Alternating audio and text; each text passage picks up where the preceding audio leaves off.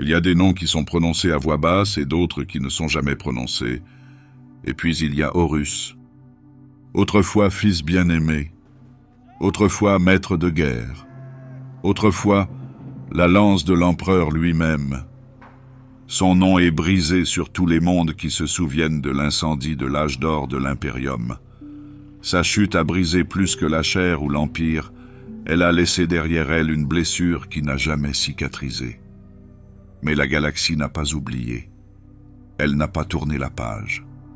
Elle a appris à vivre avec cette cicatrice comme un soldat peut le faire en boitant, à jamais altéré, mais refusant de céder. Pourtant, à partir de cette même cicatrice, quelque chose s'est remis à bouger. Pas une ombre, mais quelque chose de plus lourd, plus fort, plus sombre. La galaxie a connu la trahison. Elle avait connu l'hérésie, mais elle n'avait pas encore connu Abaddon. Pour l'Adeptus Terra, il était un seigneur de guerre sans cause, un échec répétant de vieux péchés, un charognard hurlant depuis l'œil de la terreur, grinçant des dents contre un mur qui ne voulait pas se briser. Mais ses croyances étaient les mensonges de l'espoir. La vérité était plus froide et bien plus délibérée. Abaddon le spoliateur n'était pas un simple écho d'Horus, aucun prétendant creux imitant la longue guerre par dévotion aveugle. Non, il avait abandonné le nom d'Ézéchilé. Il s'était débarrassé de la honte des fils d'Horus. L'œil lui-même n'avait pas suffi à contenir sa fureur. La Légion Noire n'était pas une copie d'une gloire passée, c'était une correction. Il ne s'était agenouillé devant aucun démon. Il n'avait juré fidélité à aucun dieu. Il avait pris la lame démoniaque drachnienne, non pas comme un serviteur, mais comme un commandant. Il avait transformé les traîtres en unités, les renégats en guerriers. À partir des restes fracturés de 9 légions et d'1 millier de bandes armées, il avait construit quelque chose de terrifiant.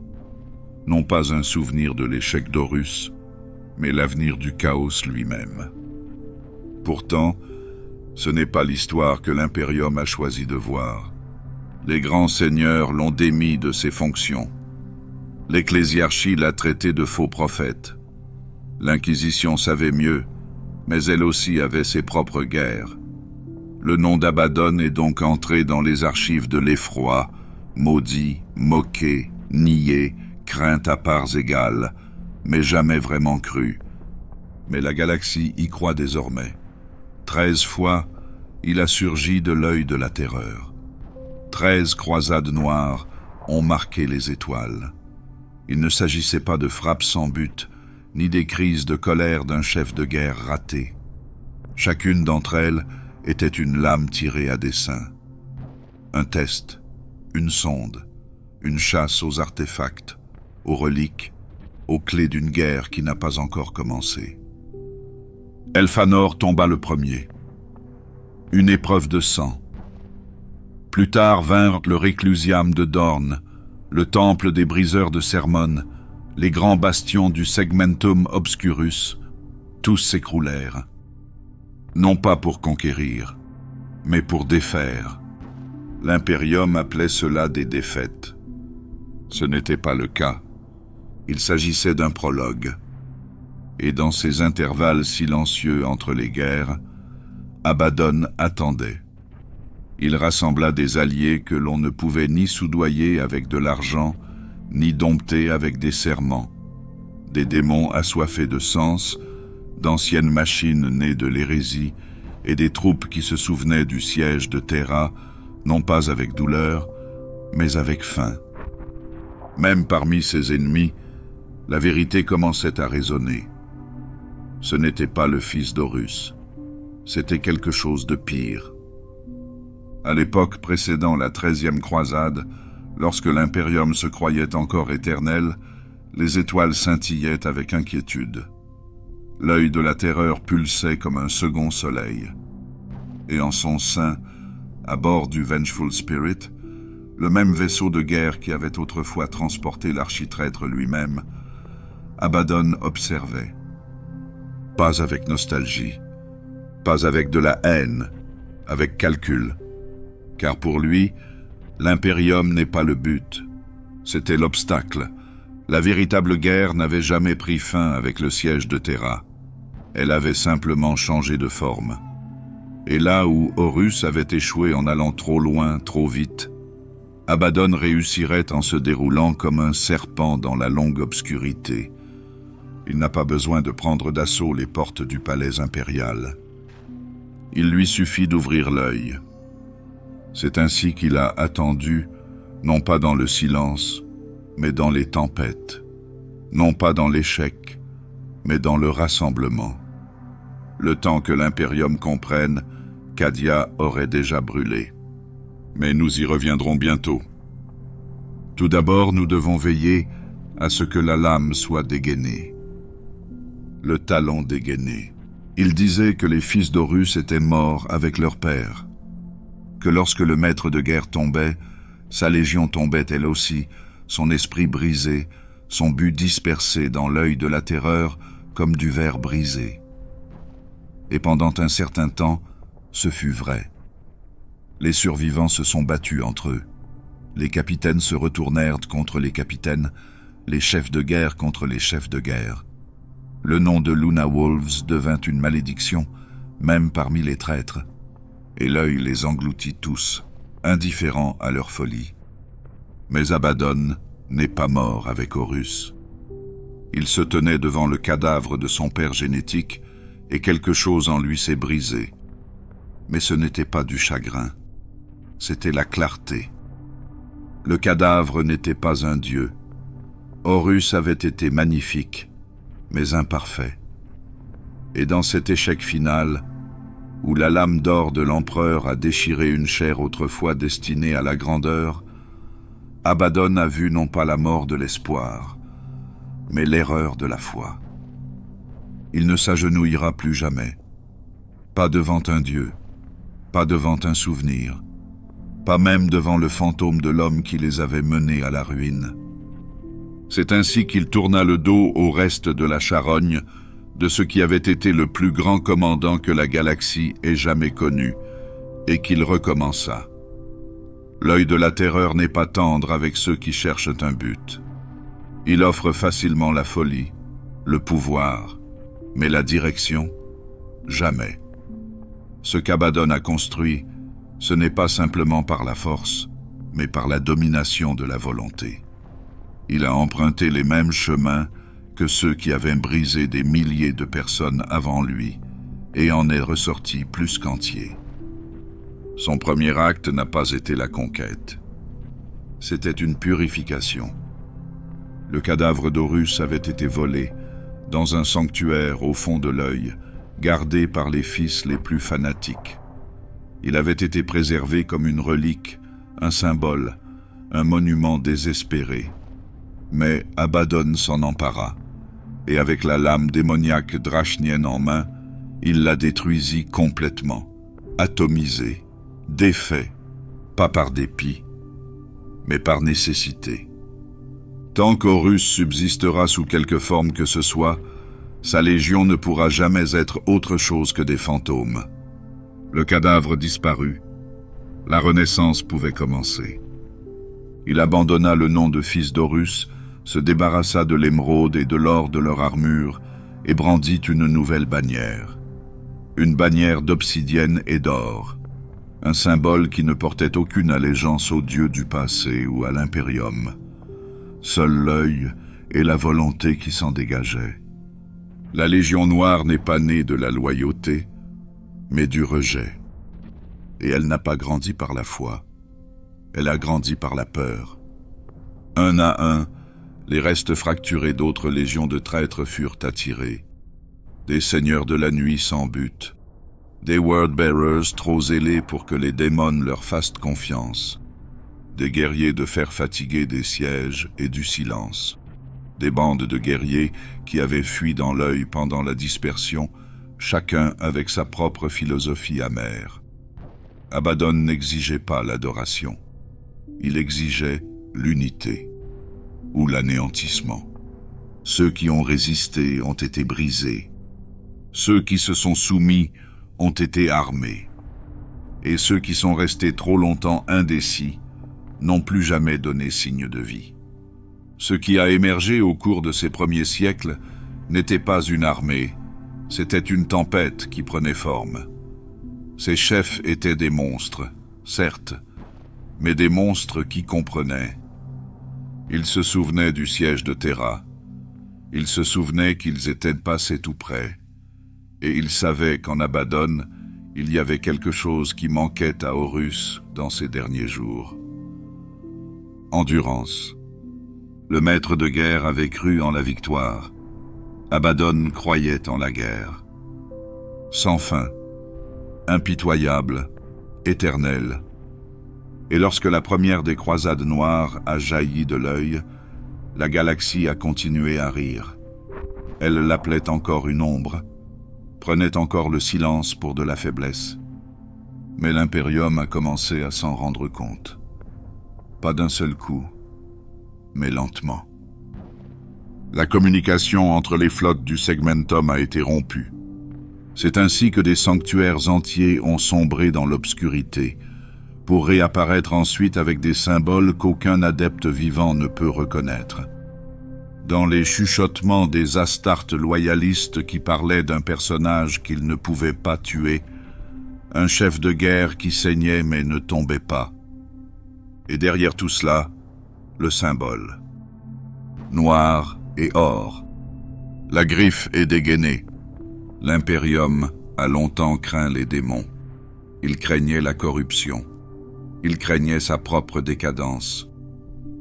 Mais aujourd'hui, il craint autre chose. Quelque chose de coordonné. Quelque chose de patient. Abaddon n'était pas seulement l'héritier d'Horus. Il était devenu sa correction. Les croisades noires allaient commencer. Pas de rage. Mais dans la conception. Un par un. Chacun dans un but précis. Chacun est une note dans une chanson trop vaste pour être comprise par les mortels. La galaxie l'appelait le spoliateur. Ils n'ont pas encore compris ce qu'il entendait par dépouiller. Mais ils le feraient. Vient ensuite le premier coup, mesuré, précis et sans pitié. La première tempête. Lorsqu'Abaddon a lancé sa première croisade depuis l'œil, elle n'a pas commencé par un cri. Tout a commencé par un silence. Une lente impulsion à travers le vide, ressentie d'abord dans la distorsion avant de toucher le matériau. Les astropathes moururent au milieu de leurs phrases. Le tarot de l'empereur devint vide, dans les mains de voyants terrifiés. Aux confins du Segmentum Obscurus, le monde d'Elphanor trembla sous un soleil noir qui n'était pas là la nuit précédente. La première croisade noire n'a pas été d'une grande ampleur. Elle n'a pas englouti de secteurs. Elle n'a pas convoqué les puissances de la ruine dans toute leur démesure. Ce n'était pas le but. Il s'agissait d'envoyer un message. Elphanor n'était pas un monde forteresse. C'était un monde de mémoire. Un monde sanctuaire visité par Horus avant sa chute. Les habitants de ce monde vénéraient le passé, qu'il soit de l'Imperium ou des Astartes. Ils avaient construit des cathédrales en l'honneur des loups de la lune, ignorant encore ou refusant de croire à la vérité totale de leur damnation. Pour Abaddon, c'était un blasphème. Un monde qui glorifie une légion qui a échoué, qui murmurait encore le nom d'Horus comme s'il s'agissait de quelque chose de noble, qui conservait les reliques d'une époque qu'il valait mieux enterrer. Il ne permettrait pas qu'une telle pourriture persiste. L'attaque a été rapide. Pas d'invasion planétaire. Pas de demande de reddition. L'esprit vengeur est entré dans le système sans avertissement. Les tempêtes nées de la distorsion ont masqué son approche. Et puis, il a commencé. Des bombardements orbitaux ont décapé l'atmosphère par endroits. Les temples ont été réduits à l'état de scories en fusion avant que leurs cloches n'ait pu sonner. Les défenseurs, la PDF locale et une poignée de points impériaux ont été envahis par des assauts de choc qui ne cherchaient pas de territoire. Ils ne cherchaient que la ruine. Les Astartes vêtus de noir frappaient comme des lames dans le parchemin, ciblant les sites de mémoire plutôt que de commandement. Des cathédrales arrachées à leurs fondations, des statues d'Horus brisées avec mépris, des archives oblitérées, des voûtes décellées et leur contenu brûlé ou volé. Ce n'était pas une conquête, c'était une purgation. Et au cœur de la dévastation se trouvait Abaddon lui-même, ne pas aboyer des ordres, mais en regardant, mesurer. Sa présence sur Elphanor fut brève, mais elle fut suffisante. Les survivants ont parlé d'une silhouette enveloppée d'ombre, dont les yeux brillaient comme des charbons de forge, et dont l'épée ronronnait dans un silence artificiel. Il ne fulminait pas. Il ne se vantait pas. Il s'est contenté de parcourir les couloirs de la mémoire et de profaner toute trace de la révérence du maître de guerre. Il n'était pas là pour revendiquer un héritage. Il était là pour la détruire. L'Ecclésiarchie déclarera plus tard qu'Elphanor est un monde martyr. Des pèlerins furent envoyés. Les ruines furent sanctifiées. Mais le message s'était déjà répandu. Une nouvelle force s'était levée dans l'œil, et elle n'était pas venue pour convertir ou conquérir. Il est venu pour effacer. D'autres groupes de guerre virent et comprirent. Ils s'étaient moqués du spoliateur en leur temps, certains avaient même retourné les armes contre ses émissaires. Mais Elphanor les a fait revenir sur leur décision. Abaddon ne cherchait pas la reconnaissance de l'Imperium, il cherchait l'unité dans la peur. Et ceux qui ne plieraient pas seraient oubliés, tout comme il avait fait oublier Horus. Lors de cette première tempête, Abaddon a enseigné à la galaxie une vérité qu'elle avait longtemps ignorée. Le chaos n'a pas besoin de crier. Parfois, il murmure. Elphanor n'était que le début. Mais dès ce premier assaut, on pouvait voir se dessiner les contours des choses à venir. Précision, concentration, impitoyable. Et quelque chose d'autre. Une vision. Parce qu'Abaddon avait compris ce que même les grands seigneurs n'avaient pas compris. La guerre du 41e millénaire n'était plus une question de territoire. C'était une question de sens, de symboles. Et il dépouillera l'Imperium de tous ces symboles, un par un, sanctuaire par sanctuaire, mémoire par mémoire. Il montrera à la galaxie ce qu'elle a choisi d'oublier. La longue guerre n'a jamais pris fin. L'œil ne s'est pas contenté de rester une blessure. Le spoliateur ne s'est pas contenté d'être une ombre. Il ne s'agit pas d'une vengeance. Il s'agit d'une doctrine. Et de cette tempête, 12 autres suivront. Chaque plus grand. Chacun plus précis. Tous plus terribles les uns que les autres. Mais c'est ici, sur Elphanor, que tout a commencé. Un monde autrefois fier de son histoire, réduit à un cratère. Une croisade qui n'a pas cherché à gagner. Seulement pour se préparer. Le prochain coup ne tombera pas au hasard. Il atterrira là où l'Imperium se croit le plus fort. Les 13 croisades n'ont jamais eu pour but la conquête. Il s'agissait d'une question de méthode. Et maintenant, la lame allait retomber. Pas seulement pour la guerre, mais pour la révélation. 13, pas 1. La galaxie a commis une erreur. Il a traité chaque croisade noire comme si elle était distincte, comme si Abaddon avait émergé de l'œil de la terreur, avait échoué, puis était revenu, frustré. Elle les enregistrait comme des tempêtes, les numérotait, les cataloguait, en évaluait les dégâts. Mais ce n'était pas la vérité. En réalité, Il n'y a jamais eu 13 croisades distinctes. Il n'y en avait qu'un, et cela n'a jamais cessé. Chaque incursion de l'œil n'était qu'une étape d'un plan plus vaste. Un plan dont l'ampleur dépassait la portée d'une vie, même les longues vies des Astartes transhumains. L'Imperium, obsédé par les débuts et les fins, a mal compris. Il avait vu la première croisade et s'attendait à la dernière. Mais Abaddon jouait un jeu plus profond, qui exigeait patience et sacrifice. Il ne lançait pas d'invasion. Il construisait une cathédrale de guerre, un acte à la fois. Elphanor n'était pas un raid, c'était un nettoyage, un prélude. Le sac du monastère d'Aravax au cours de la 4e croisade n'était pas une profanation aléatoire, mais la réduction au silence d'un cœur astropathique qui avait autrefois prédit la montée de l'empereur. Le 9e n'a pas été un échec du tout. Ce fut un procès, au cours duquel Abaddon acquit la main des ténèbres, un artefact Xénos dont les propriétés n'ont été que théorisées par le Mechanicus, une relique vouée non pas à la destruction, mais à la rupture.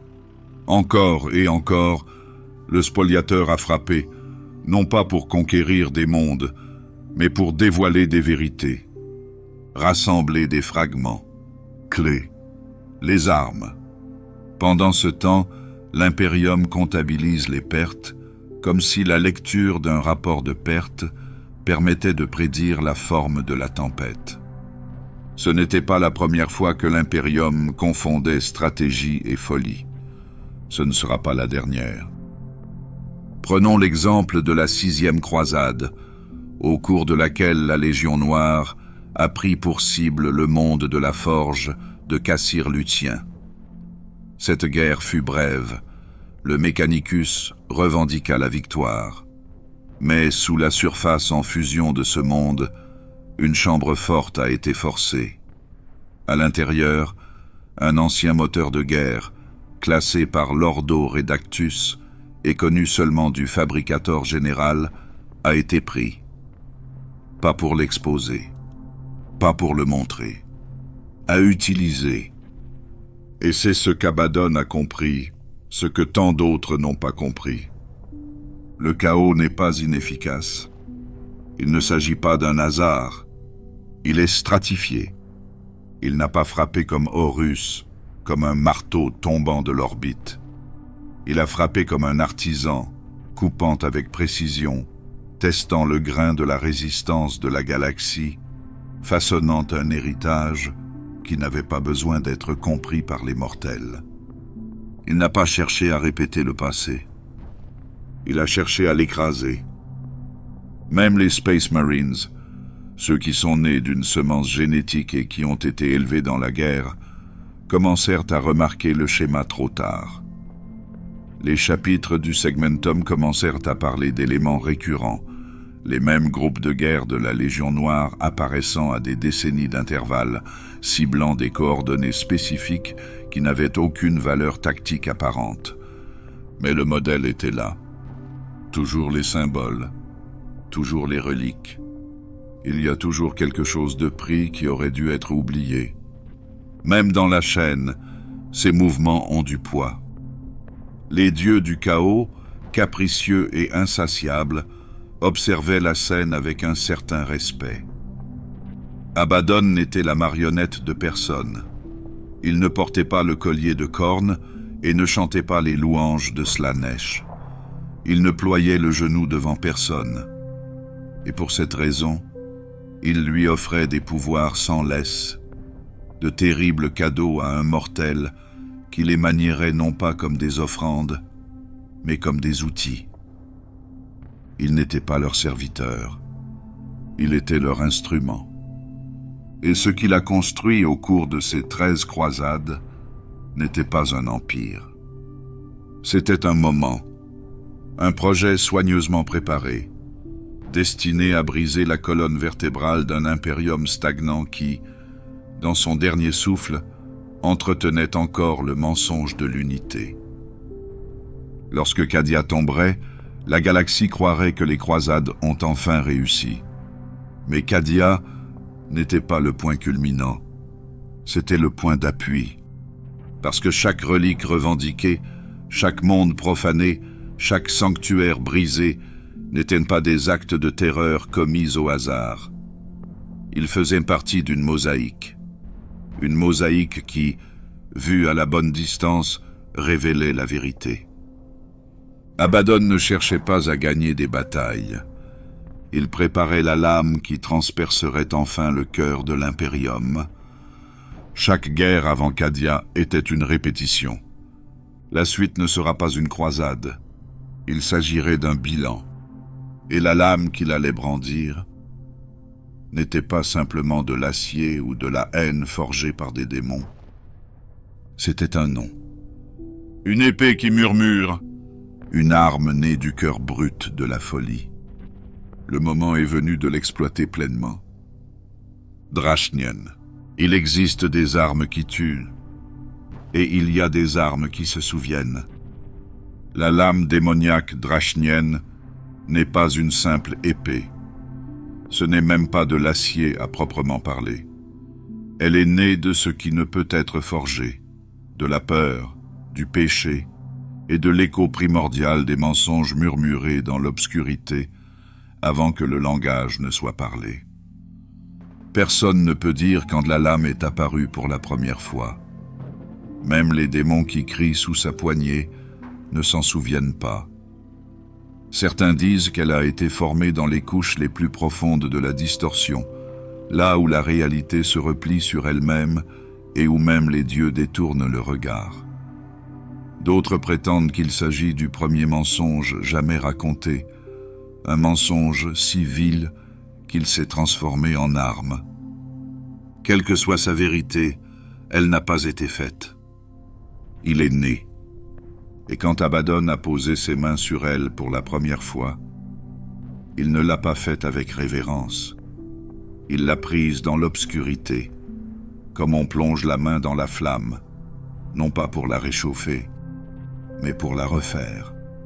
Ce moment marqua le début d'un changement non seulement pour la Légion Noire, mais aussi pour la notion même de ce que signifiait la longue guerre. Avant le Drachnien, Abaddon était craint. Après, il était autre chose. Il est devenu la volonté de l'œil, le bord donné. La lame n'est pas seulement un conduit pour le pouvoir démoniaque. Elle est habitée. Une présence l'habite, s'endormant et se réveillant à des intervalles régis par une logique que les esprits mortels ne sauraient saisir. Lorsqu'elle s'exprime, ce n'est pas par des mots, mais par des impressions. Le chagrin, la faim, le jugement. Parfois, c'est une voix qui résonne des cris de toutes les âmes qu'elle a dévorées. Parfois, un silence si absolu qu'il dévore la pensée. Drachnien n'est pas loyal. Il n'est pas lié par des rites ou des prières. Il sert parce qu'il le souhaite et parce qu'Abaddon n'a jamais bronché. D'autres ont essayé de la manier. Des champions du chaos, de grands sorciers, des maniaques sanguinaires dont les rêves étaient imprégnés de la faveur divine. Il les a tous dévorés. Seul Abaddon a tenu bon. Certains disent que l'arme ne fait pas que l'accompagner, elle se nourrit de lui. Que chaque croisade, chaque acte de destruction nourrit la lame de son essence. Qu'elle ne s'émousse pas à l'usage, mais qu'elle s'aiguise. Que plus elle est enfouie dans la réalité, plus elle se souvient de ce qu'elle a été et de ce qu'elle devient. Ce n'est pas une coïncidence si le nom Drachnien signifie la fin des empires dans un ancien dialecte parlé uniquement par les fantômes. La lame a été présente à chaque tournant depuis son éveil. Elle s'est abreuvée à la chute d'Elphanor. Elle a ronronné de plaisir lors de la profanation d'Aravax. Il a fendu le voile à Cassir Lutien. Il a déchiré la coque du cuirassé Fury Unbound comme s'il s'agissait d'un parchemin. Mais ce ne sont pas là ses plus belles heures. Il a été forgé dans un seul but. Cadia.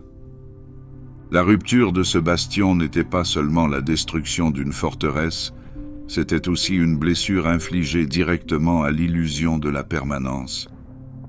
Un coup destiné à se répercuter à travers les systèmes, à travers les siècles. Et c'est Drachnien qui le porterait. Pourtant, la nature même de la lame est empreinte d'ironie. Dans l'impérium de l'empereur, le pouvoir vient de la pureté, des reliques approuvées et des esprits machines abrités dans les cathédrales de prière. Mais le Drachnien n'est rien de tout cela. Il est la preuve que dans les recoins les plus sombres de l'univers, il existe d'autres types de miracles, impies, violents, conscients d'eux-mêmes, et pourtant efficaces. C'est ce qui rend Abaddon terrifiant. Il ne s'agit pas seulement du fait qu'il manie une telle arme, mais qu'il n'en soit pas consumé. La plupart des champions du chaos sont dévorés par les dons qu'ils revendiquent. Ils gonflent, mutent ou se dissolvent. Abaddon reste inchangé, du moins physiquement. Il n'a pas de deuxième bouche, il ne traîne pas de feu. Il est toujours un homme.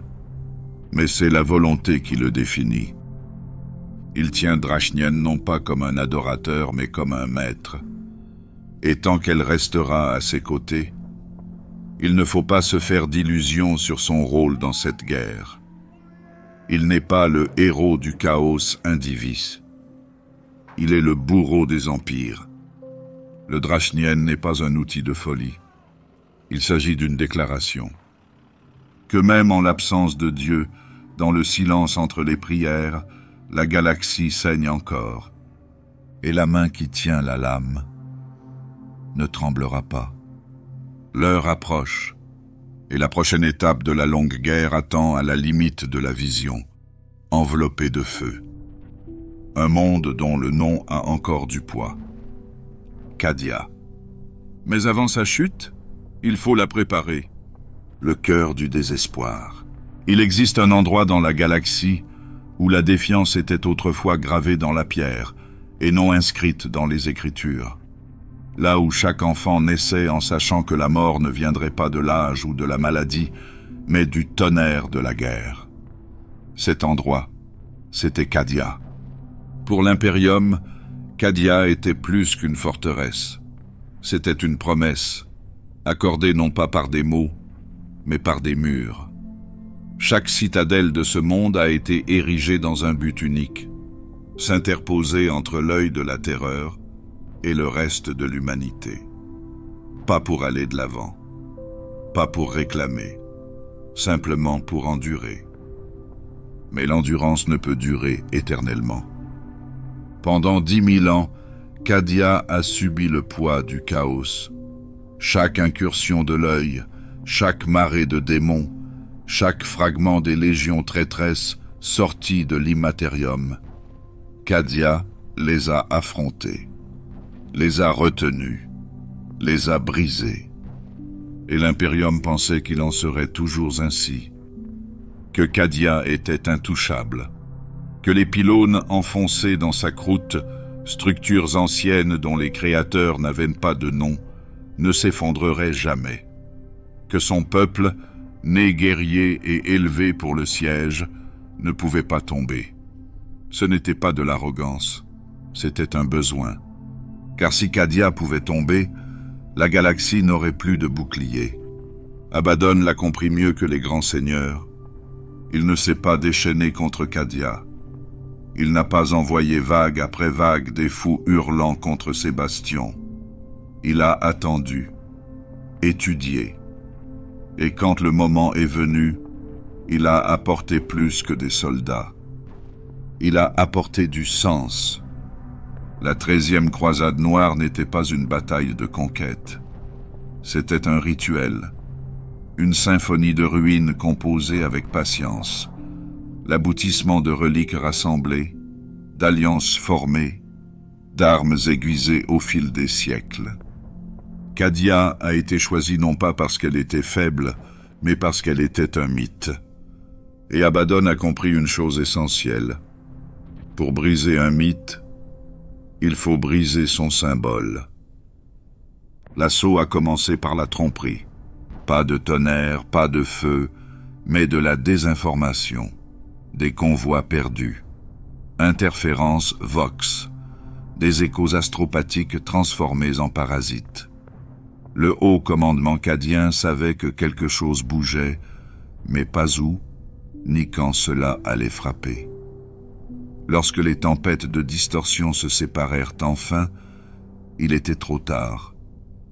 La flotte noire émergea, silencieuse, vaste et mesurée. En son cœur, l'esprit de vengeance. Autour d'elle, des vaisseaux de l'arc Mechanicus, dont les coques défiaient toute raison. Des moteurs démons qui nageaient dans le vide comme s'il s'agissait d'air. Même parmi les défenseurs, certains comprirent qu'il ne s'agissait pas d'une nouvelle croisade. C'était la dernière à laquelle ils survivraient. Mais Cadia ne panique pas. Il a réagi comme il l'a toujours fait, avec discipline. Les régiments se mobilisent. Les villes forteresses se sont fermées. Les défenses orbitales tirent avec précision.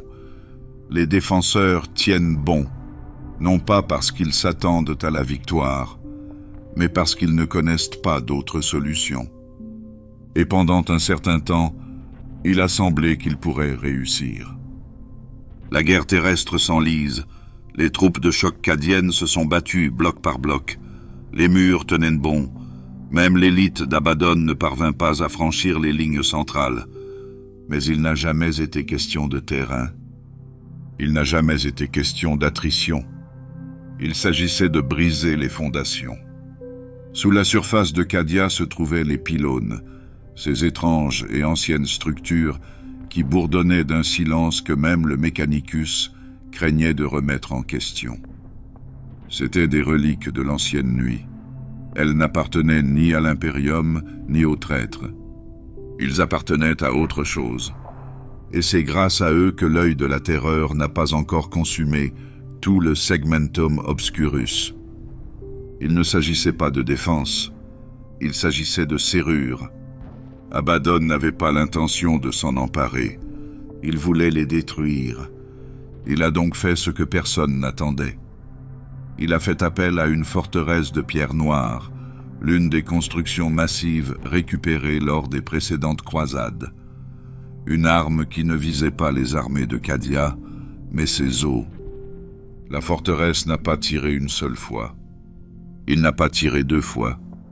Il a tiré jusqu'à ce que les plaques tectoniques crient, jusqu'à ce que la croûte se fissure et que les pylônes, ces gardiens silencieux de l'équilibre, s'effondrent dans un tonnerre qu'aucune voix ne pouvait dépasser.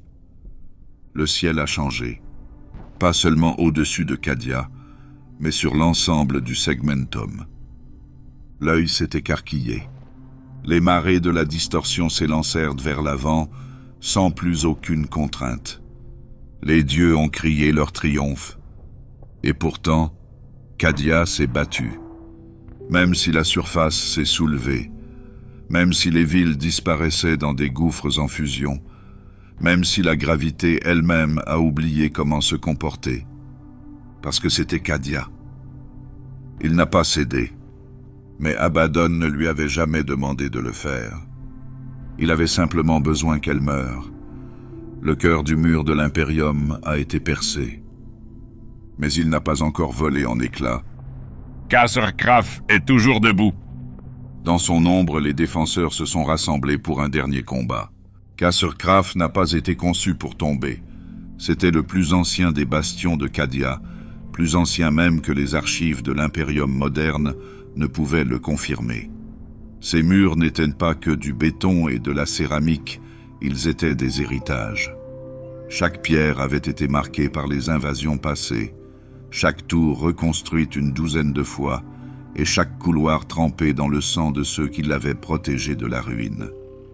Les autres Kasrs étaient déjà en train de s'effondrer lorsque l'assaut principal s'est tourné vers Krapf. La croûte planétaire se brisait. Les océans bouillaient sous l'effet du barrage orbital. Les tempêtes warp scintillaient à la périphérie de l'atmosphère, telles des charognes attendant que le festin s'installe. Mais au cœur de ce monde mourant, Krapf demeurait, inflexible, une dent de défi dans une mâchoire déjà brisée. C'est ainsi que la dernière étape a été franchie. Pas depuis l'orbite cette fois, mais depuis le sol. Le despoiler est descendu. La présence d'Abaddon à la surface n'était pas une cérémonie. Il ne se tenait pas au sommet des remparts et n'aboyait pas de loin. Il dirigeait. Vêtu d'une plaque Terminator qui scintillait dans les abysses de la distorsion, drachnienne fredonnant à ses côtés, il entra dans la cité en flammes non pas en tant que chef de guerre, mais en tant que fin. Les défenseurs l'ont affronté avec tout ce qui leur restait. Des régiments de soldats de choc cadien, des volontaires issus des KCRS tombés au combat, des volontaires des KCRS tombés au combat, des fragments de détachement d'Astra Militarum qui avaient été redirigés vers Cadia au début de l'invasion. Même des restes de l'Adeptus Astartes, Space Wolves et Imperial Fists, attirés par un instinct sinistre vers le véritable axe de la guerre. Cela n'a pas d'importance. Il ne s'agissait pas d'une bataille de chiffres, il s'agissait d'un concours de volonté. Et Cadia, malgré toute sa résilience, avait déjà trop donné.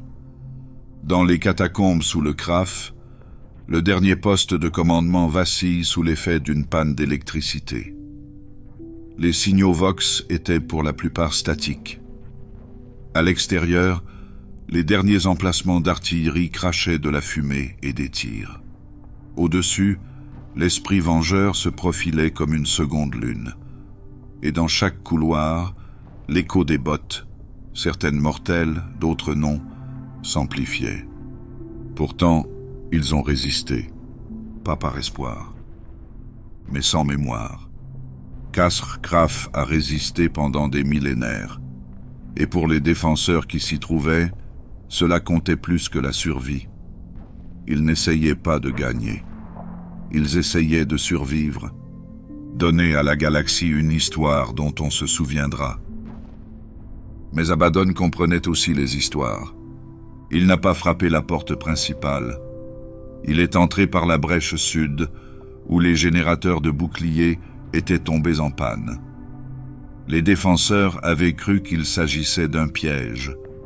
En réalité, c'était de la clémence. Une voie rapide, directe et délibérée.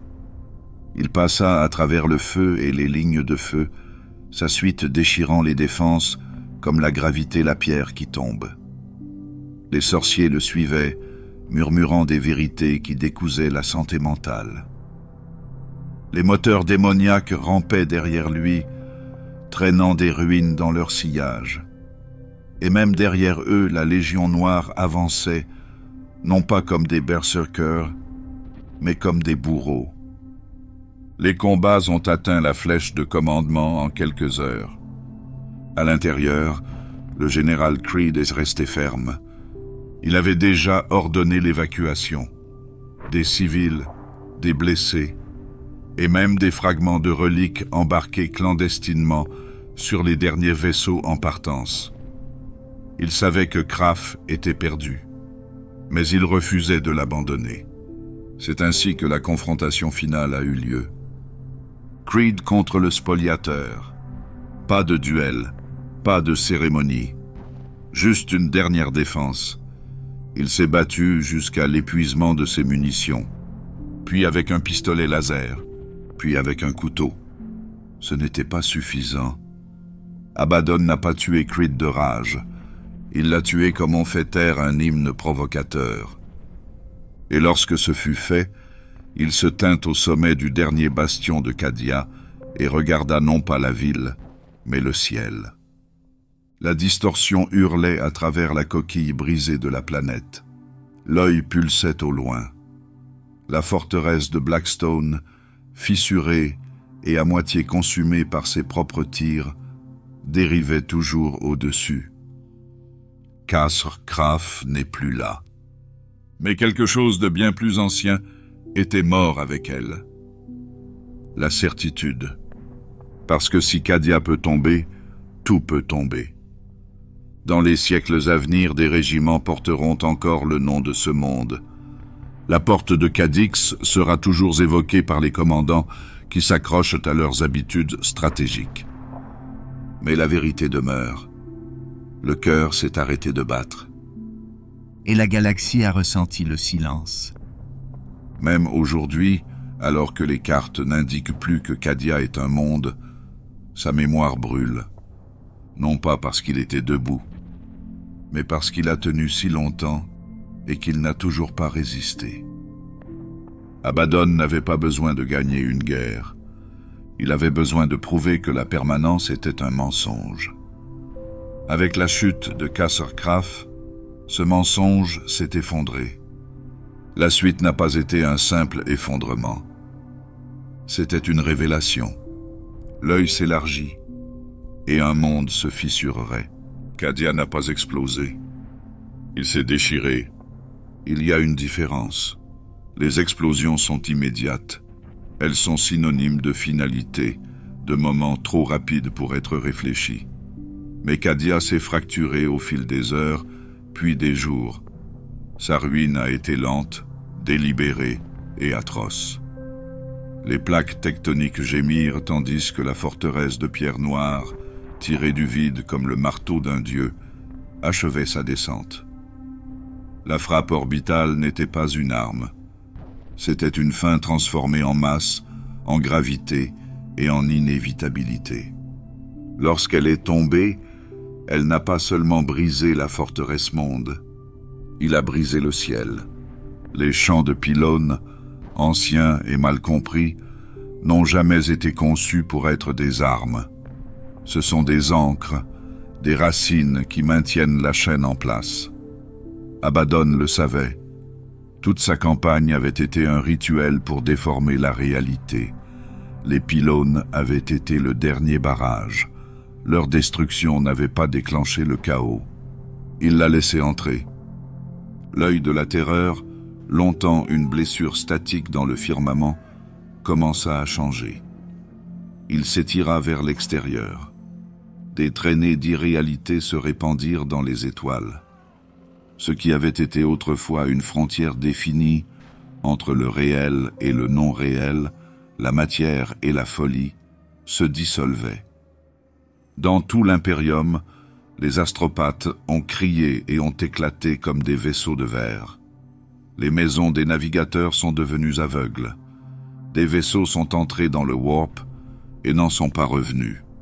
Des planètes disparurent des archives, perdues dans des tempêtes qui s'étendaient désormais bien au-delà de la porte cadienne.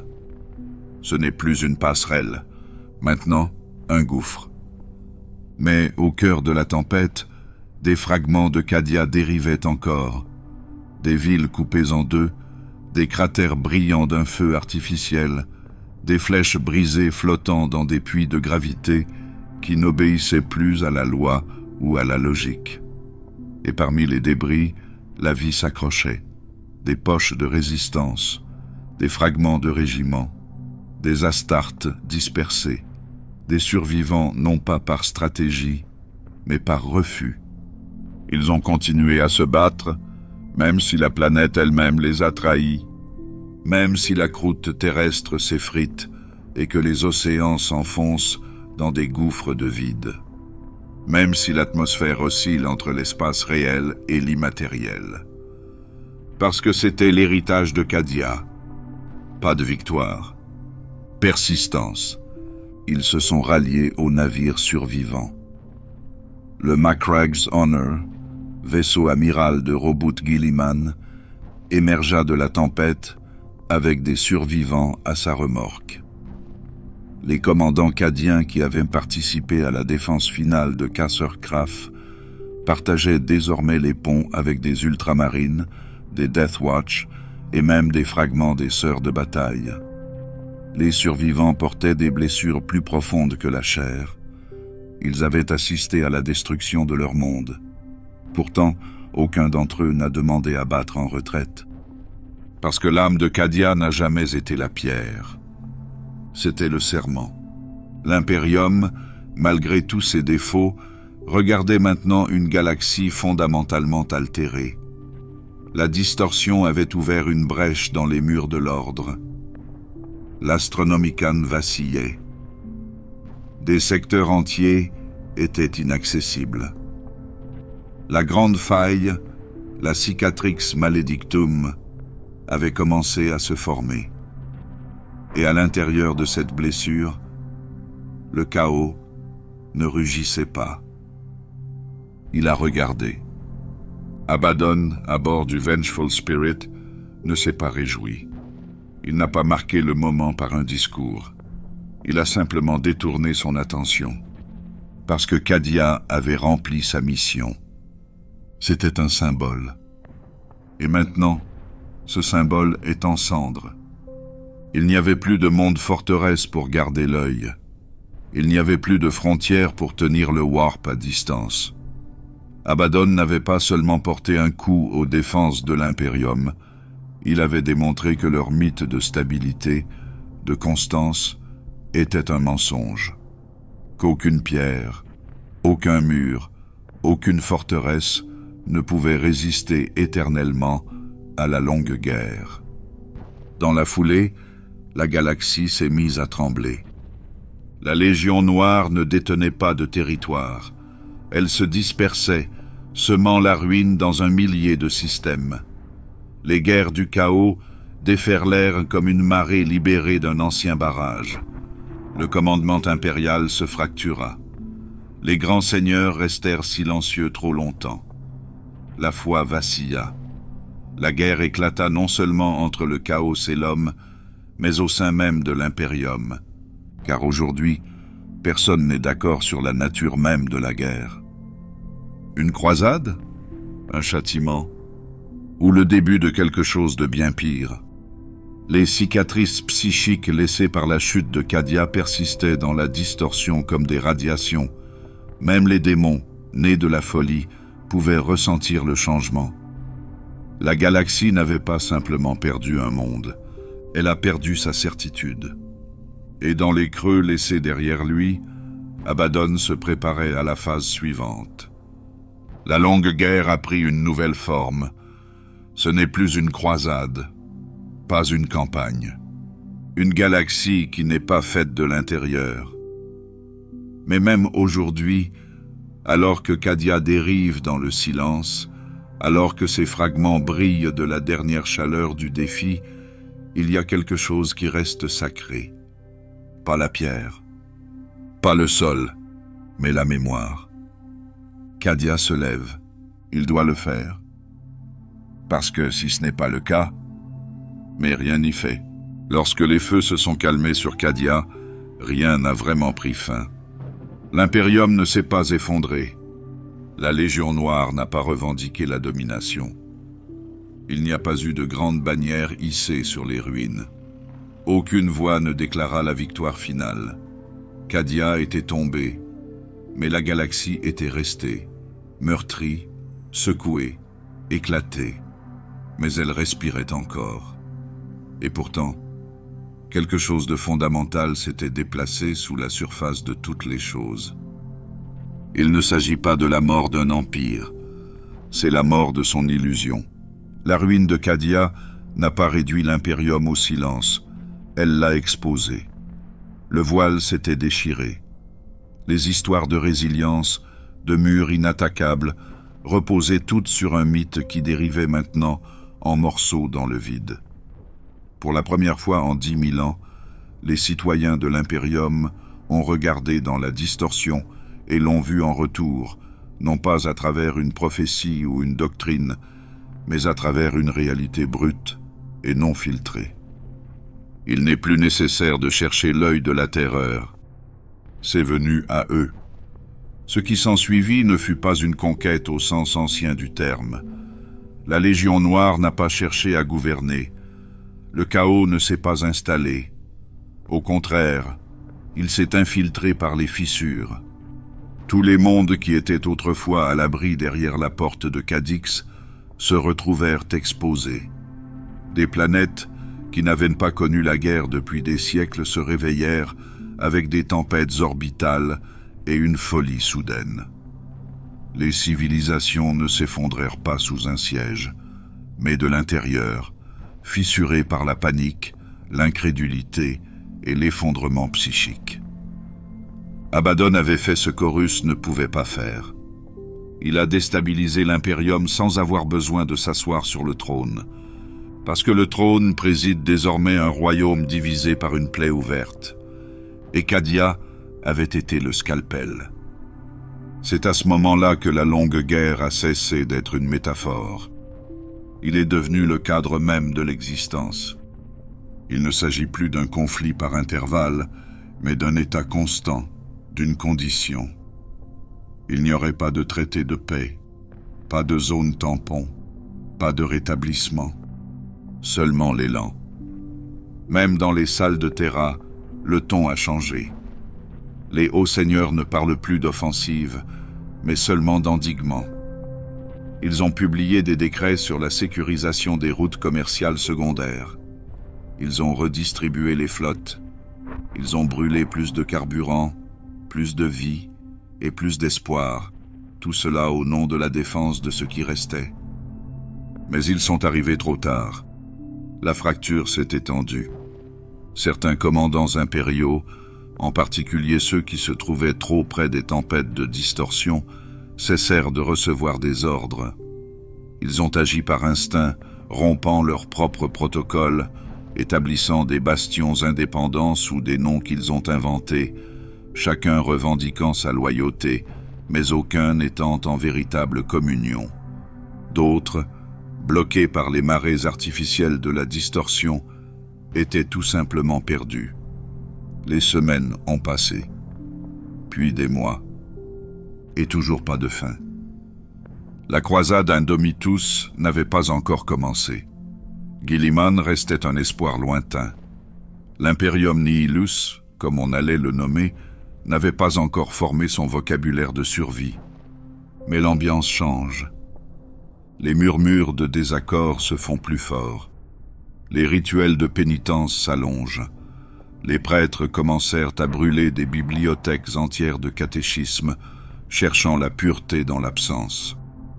Et à travers tout cela, la mémoire de Cadia s'attardait, non pas comme un cri de ralliement, mais comme une question. S'il pouvait tomber, qu'est-ce qui était faux? Abaddon, quant à lui, a disparu dans le Maelstrom.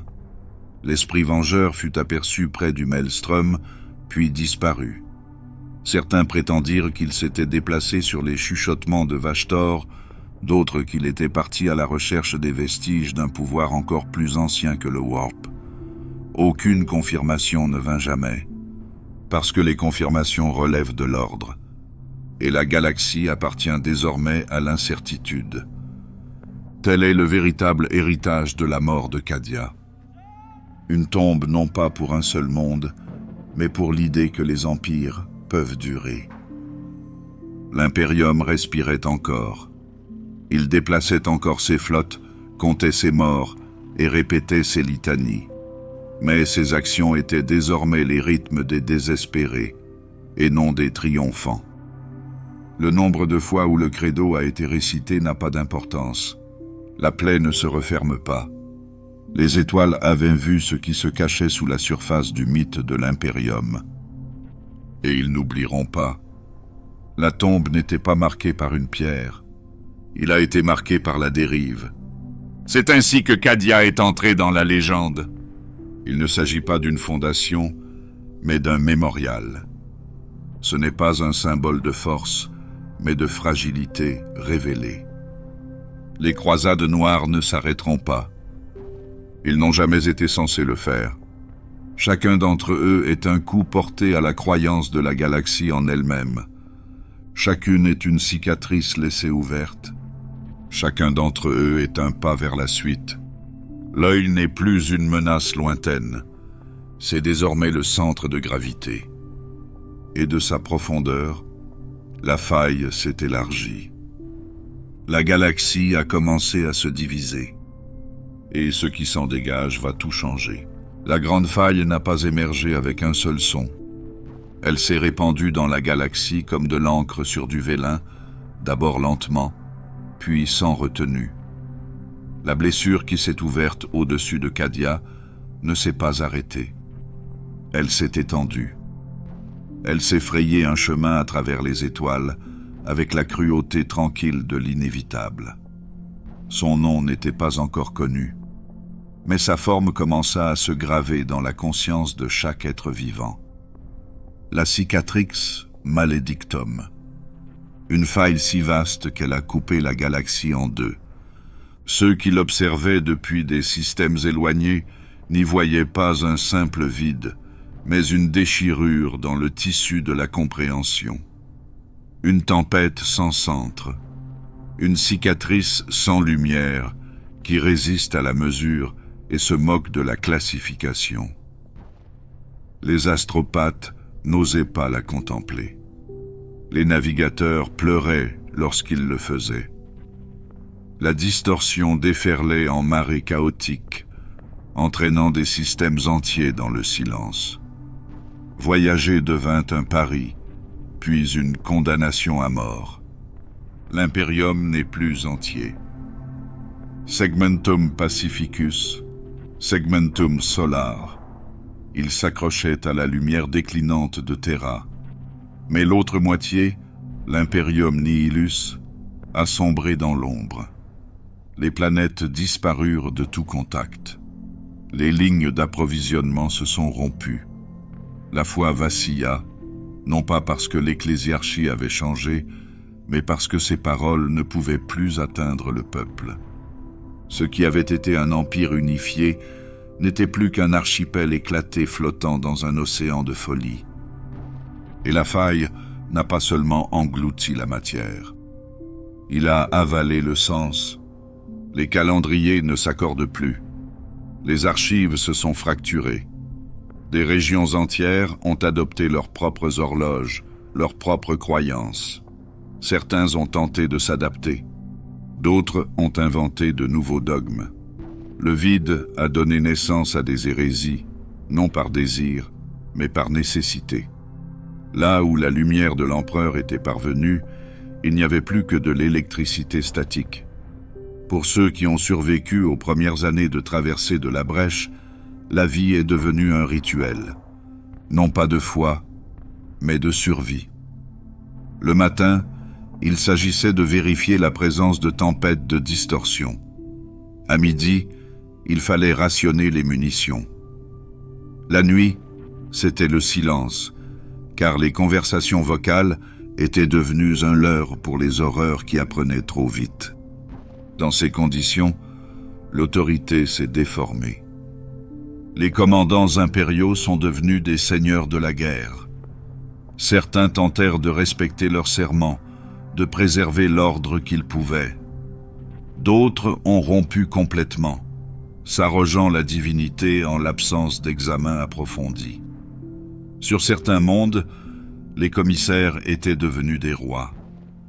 D'autres étaient des enclaves du Mechanicus, régis par la seule logique. Certaines planètes ont tout simplement cessé de compter les jours.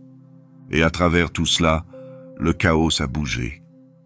Pas en flotte, pas dans le cadre de grandes croisades, mais à voix basse. Un monde sanctuaire ici, consumé par la folie du jour au lendemain. Là, un monde de forge qui, soudain, a transformé sa production en engin de guerre portant des sigles inconnus. Les démons ont émergé selon des schémas qui ne semblaient plus aléatoires. Les cultes se sont développés non pas dans le secret, mais dans le désespoir. La frontière entre rébellion et survie s'estompa. Le travail d'Abaddon n'a pas pris fin avec Cadia. La faille était désormais son champ de bataille. Son chaos n'était pas sauvage pour lui, il était navigable. La Légion Noire réapparut dans de nouvelles formations. Pas d'invasion complète, mais des frappes précises, des pénétrations subtiles, des flottes réquisitionnées transportant des semences de virus vers des agrimondes. La possession ne se fait pas par la force brute, mais par un lent endoctrinement. Car la guerre, pour Abaddon, est devenue un langage. Et la faille était sa grammaire. Aux confins de l'Imperium Nihilus, là où la lumière de l'Astronomicon ne parvenait plus, de nouvelles voix commencèrent à s'élever. Des Psykers rebelles prêchant la délivrance par la reddition. Des Astartes apostats construisant de sombres parlements dans les carcasses de carcasses spatiales mortes. Et toujours, la question sous la surface. L'empereur veille-t-il encore? Certains mondes ont répondu par l'affirmative. Ils se sont fortifiés en silence, attendant un signe.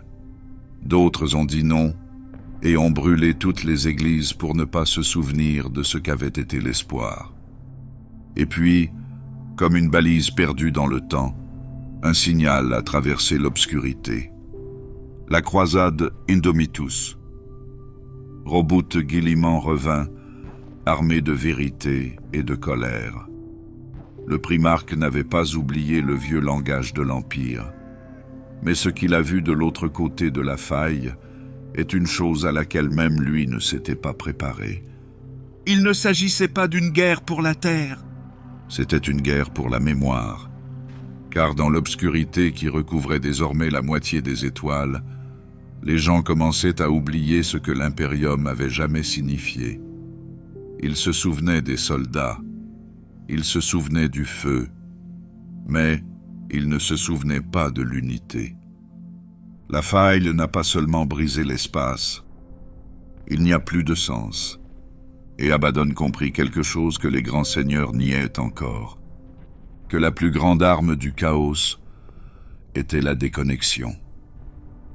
La guerre s'étend désormais non seulement entre les systèmes, mais aussi à l'intérieur des cœurs.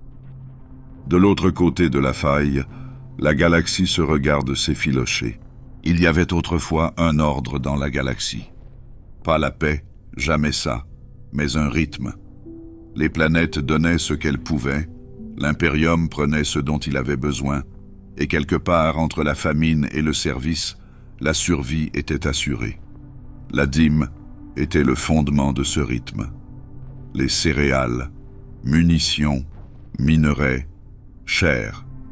Elles circulaient comme le sang dans un système de bureaucratie et de sacrifice, un pacte tenu par la foi et la peur. Mais après la faille, les artères ont coagulé.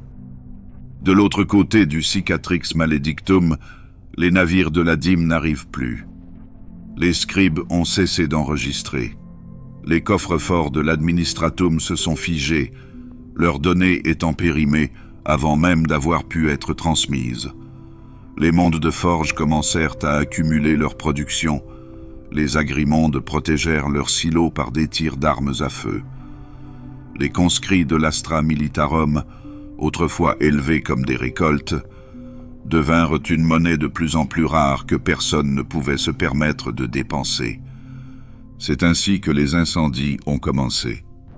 Pas les feux du chaos, pas au début. Il s'agit de flammes impériales. Les gouverneurs ont décrété la loi martiale. Dans certains systèmes, des provinces entières ont été purgées afin de limiter les approvisionnements.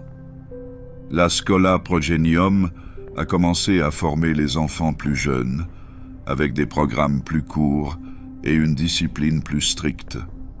Sur les mondes sanctuaires, les sermons se firent plus acerbes. Là où les prêtres promettaient le salut, ils promettaient désormais la vengeance à ceux qui ne se conformeraient pas à la loi.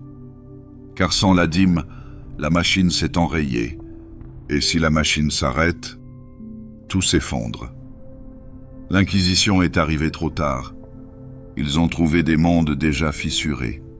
Certains avaient eu recours à la rébellion ouverte, non pas au nom du chaos, mais de la faim. Il défigurait les Aquilae non par hérésie, mais par désespoir. Lorsque les inquisiteurs ont exigé la conformité, des populations entières ont préféré être exécutées plutôt que de subir d'autres privations. D'autres mondes ont obéi, mais l'obéissance a coûté du sang. Un monde cardinal, Fendor Primus, a sacrifié la moitié de sa population pour atteindre son quota révisé. Les autres sont morts de faim. Lorsque les renforts sont enfin arrivés, ils ont trouvé des temples remplis de squelettes assis dans des bancs, chaque crâne tourné vers l'autel, attendant un dieu qui n'avait pas parlé depuis des siècles. Il ne s'agit pas de tragédies isolées, il s'agissait de symptômes. L'impérium n'était pas fait pour la fracture. Sa grandeur résidait dans son volume, sa densité, le poids d'1 milliard de mondes s'exprimant à l'unisson. Mais la faille avait réduit la moitié de sa voix au silence. La croisade de Guilliman, aussi vaste soit-elle, ne pouvait pas atteindre tous les coins sombres, et ceux qui restaient devaient décider de ce que la survie signifiait sans instruction. Cette question a bouleversé des mondes. Sur Harkell's Reach, un envoyé ecclésiastique a exigé la remise d'une relique en guise de tribut. La milice locale refusa. L'envoyé fut exécuté sur la place centrale, son sang versé dans les aqueducs. Aucun symbole du chaos ne fut brandi. Aucun démon n'apparut. Il n'y eut que du silence, juste de la fumée. L'Impérium réagit comme il l'a toujours fait, par le feu. Mais même les représailles sont devenues coûteuses. Chaque campagne a coûté des ressources qui ne pouvaient être reconstituées. Chaque acte de punition saignait davantage l'Impérium. Et le chaos regardait. Abaddon n'avait plus besoin de déployer des légions pour conquérir. Il a laissé l'Impérium se consumer, transformant son propre dogme en une arme tournée vers l'intérieur. Car lorsque l'ordre est affamé, il se cannibalise. Le chaos n'apparaissait pas toujours avec des cornes et des flammes. Parfois, il porte les robes d'un confesseur trop zélé. Parfois, il se cachait dans un édit transmis par un gouverneur paranoïaque. Parfois, il murmure simplement que la survie est plus importante que la loyauté. Et le murmure trouve toujours des oreilles. La distorsion, désormais si proche de l'espace réel, s'épaissit dans des endroits autrefois considérés comme stables. Sur les lunes minières et les docks orbitaux, les rêves étranges sont devenus monnaie courante. Les ouvriers ont vu des choses dans le métal. Les prêtres techniciens commencèrent à parler en boucle, leur langue binarique infectée d'échos. Même ceux qui n'avaient pas été touchés par le chaos commencèrent à en ressentir la forme. Il ne s'agissait pas d'une possession, il s'agit d'une influence. Abaddon l'avait compris. La longue guerre n'a pas été gagnée avec des territoires. Elle a été gagnée par la décadence. Non pas la pourriture soudaine de la corruption, mais la lente érosion de la nécessité. Faites-leur choisir entre la dîme et leurs enfants. Regardez ensuite la structure s'effondrer. Un décret à la fois. Certains ont résisté, qui ont fortifié leur sanctuaire et se sont rationnés avec dignité, qui brandissaient des bannières non pas de vengeance, mais de devoir. Mais ils étaient rares, et souvent seuls, car la foi, comme le carburant, doit être renouvelée. Et dans la nouvelle galaxie, de l'autre côté de la faille, cette foi a vacillé. Pas éteinte, pas encore, mais elle n'est plus universelle. Et dans cette lueur, le chaos s'enhardit. Car lorsque la flamme diminue, il suffit d'un souffle pour l'éteindre. L'Impérium a commencé à regarder vers l'Est. Vers le retour d'un fils que l'on croyait perdu. Et la réponse d'Indomitus s'est approchée. Il n'y avait pas eu de primarque sur les champs de bataille de l'Imperium depuis plus de 10 millénaires. Le retour de Roboute Guilliman n'a pas été une prophétie accomplie. Il s'agit d'une perturbation, une figure du passé mythique, marchant maintenant parmi les ruines du présent. Et il n'est pas arrivé en triomphe, mais en rupture. La galaxie qu'il a retrouvée n'était pas celle qu'il avait construite. Elle était brisée d'une manière qu'il ne pouvait lui-même comprendre. L'Imperium ne s'est pas simplement décomposé. Il a évolué pour devenir plus cru, plus cruel, moins humain. Il l'a d'abord vu dans le silence des vaisseaux du vide qui naviguent dans l'obscurité parce que les astropathes sont devenus fous. Il l'a vu dans les sanctuaires où les reliques étaient vénérées, non pas avec révérence, mais avec désespoir. Il a lu des rapports rédigés dans la confusion, dans des calendriers contradictoires, par des systèmes qui ne savaient pas s'ils servaient encore Terra ou eux-mêmes. Ce n'était pas l'empire de son père. C'était autre chose. Le primarque n'a pas perdu de temps avec le rituel. Il n'a pas tenu de tribunal. Il a lancé une croisade. Non pas comme une déclaration de puissance, mais comme une réponse. La croisade Indomitus ne récupérera pas. Elle ne reconstruira pas. Elle ne promet pas la guérison. Son but était de reconnecter, de prendre les artères brisées et d'y faire couler le sang une fois de plus. C'était le cri de l'Imperium dans le vide, un déni d'abandon. Et cela a commencé par le feu. Guilliman a agi plus vite qu'aucun conseil ne pouvait l'approuver. Les flottes se rassemblèrent sans délai. L'Adeptus Mechanicus, réveillé depuis mars par la promesse d'un but, déversa des technologies dans la croisade, certaines anciennes, d'autres à peine comprises. Belisarius Cole proposa les Space Marines Primaris, et Guilliman accepta, non pas parce qu'il leur faisait confiance, mais parce qu'ils étaient nécessaires. Il a compris les enjeux. Il ne s'agit pas seulement d'une guerre contre le chaos, c'est la guerre contre l'oubli. Chaque planète récupérée était un acte de mémoire, un endroit de plus où l'Imperium pouvait se rappeler qu'il avait un jour signifié quelque chose. Mais le coup était faramineux. Des groupes de combat entiers ont été perdus dans des tempêtes de distorsion. Certains ont émergé avec des décennies de retard, d'autres n'ont jamais émergé. L'Astronomicon pulsait de manière erratique. Le Cicatrix Maledictum s'est élargi. Et Abaddon frappa à nouveau, non pas avec de grandes croisades, mais avec une précision chirurgicale. Ces guerriers ne cherchèrent pas à contrer directement la croisade d'Indomitus. Elles frappèrent derrière elle. Ils défirent ce qui venait d'être restauré. Guilliman ne bronche pas. Il ne pouvait pas se le permettre. Il portait non seulement sa propre vision de l'ordre, mais aussi le fardeau d'un empire qui ne savait pas comment respirer sans ordre. Il se déplaçait avec le poids de 10 000 ans derrière lui et la conscience que rien de tout cela n'avait d'importance. La croisade a atteint des mondes qui n'avaient pas vu l'Aquila depuis des générations. Elle a brûlé les hérésies des docks orbitaux, brisé les citadelles traîtresses qui poussaient comme des tumeurs, libéré des systèmes qui avaient déjà écrit leur propre doctrine de succession.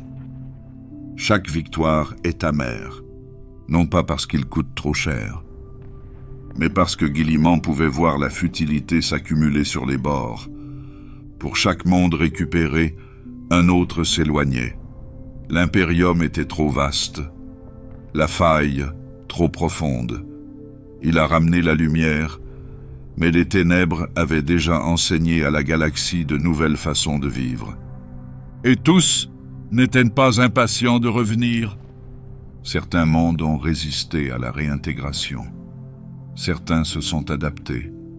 D'autres s'étaient confortablement installés dans leur isolement, leur déviation, leur éloignement des dogmes. Ils ne voyaient pas Guilliman comme un sauveur, mais comme une relique, une interruption du nouvel ordre qu'ils avaient forgé. La colère de Guilliman était silencieuse. Elle n'était pas rageuse. Elle calculait. Il savait que l'Imperium ne pouvait pas survivre sans changement. Mais il ne pouvait pas non plus la laisser mourir. Il a donc continué à avancer. Chaque action sur la flotte est devenue une question. Le jeu en valait-il la chandelle? Ce système récupéré resterait-il loyal dans 5 ans? Dans 10 ans? Mais il a quand même bougé. Parce qu'il n'y avait pas d'autre voie. La croisade est devenue non pas une campagne, mais une philosophie. Une déclaration contre la capitulation. Une ligne gravée dans le vide. Nous sommes toujours là. Même si la Légion Noire riposte. Même si Vashtor s'agite. Même si les arcs de présage commençaient à obscurcir les étoiles. Guilliman n'a pas revendiqué l'avenir. Il n'a revendiqué que ce moment. Et cela, dans une galaxie noyée dans l'incertitude, était un défi plus fort que n'importe quel sermon. La longue guerre se poursuit, mais il a maintenant rencontré son contrepoids. Pas la paix. Pas d'unité. Mais la résistance s'est incarnée. La faille hurle toujours. Mais à partir de la frange orientale, la réponse a commencé. Il y a des trônes en or dans l'Imperium. D'autres sont forgés en adamantium, constellés de titres honorifiques ou couronnés de cerveaux à l'ose qui bourdonnent d'une grâce artificielle. Mais dans la moitié de la galaxie noyée dans la distorsion, dans la pénombre des dominations du chaos, les trônes ont pris une signification différente. Ce ne sont pas des sièges de pouvoir, ce sont des déclarations de blasphème. Après la chute de Cadia et l'élargissement de la faille, Abaddon ne s'est pas contenté de déchaîner la destruction. Il a permis à quelque chose de plus profond de s'épanouir. Un empire sans frontières, sans idéologie et sans fin. Là où l'Imperium avait imposé sa vision de l'unité par la structure, le Despoiler a permis à quelque chose d'autre de se développer. Le chaos n'a pas construit au sens traditionnel du terme. Il n'a pas construit de villes pour les civils ni cultivé de planètes pour le commerce. Mais il a intronisé ses élus.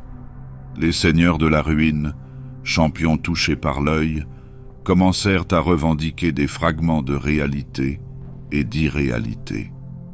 Chaque trône était le fruit d'une guerre, d'une trahison ou d'un pacte. Chacun était souverain dans sa méthode et hérétique dans sa conception. Sur le monde démoniaque de Dolmen Vir, un ancien maître de chapitre des Iron Warriors règne désormais sur une forteresse qui existe en partie dans l'espace réel et en partie dans le Warp. La forteresse se déplace à chaque offrande de chair qu'elle reçoit. Elle ne s'abrite pas. Elle a faim. Dans les vestiges déformés du sous-secteur de Bellis Corona, les Crimson Slaughter, autrefois des fous animés par des voix tourmentées, gouvernent désormais en silence. Leur chef, Sevarion Skor, siège sur un trône d'ange écorché, sa voix n'étant entendue qu'à travers les rêves des mourants. Et sur la gueule de Varkor, une planète éventrée par la chute d'un démon de la taille d'un vaisseau spatial, un culte de la septuple voix s'est proclamé héritier de toute la doctrine impériale. Il conserve les cathédrales intactes, mais inverse toutes les écritures. Leurs prêtres portent des crânes à l'envers et leurs sermons sont chantés à l'envers. Pour eux, l'hérésie n'est pas un défi, c'est l'évolution. Il ne s'agit pas d'exception, il constitue la nouvelle norme. Une collection éparpillée et en perpétuelle mutation de trônes liés à la distorsion, chacun étant un écho de la vision plus large d'Abaddon. Il ne fait pas de micro-gestion. Il n'impose pas d'ordre. Il laisse ses dominions s'envenimer, respirer, évoluer. Parce que la vérité du chaos n'est pas une structure. Il s'agit d'une autorisation. L'Imperium cherche à contrôler, pour étiqueter, segmenter, bureaucratiser les croyances en dîmes et pénitences. Le chaos n'offre pas cette clarté.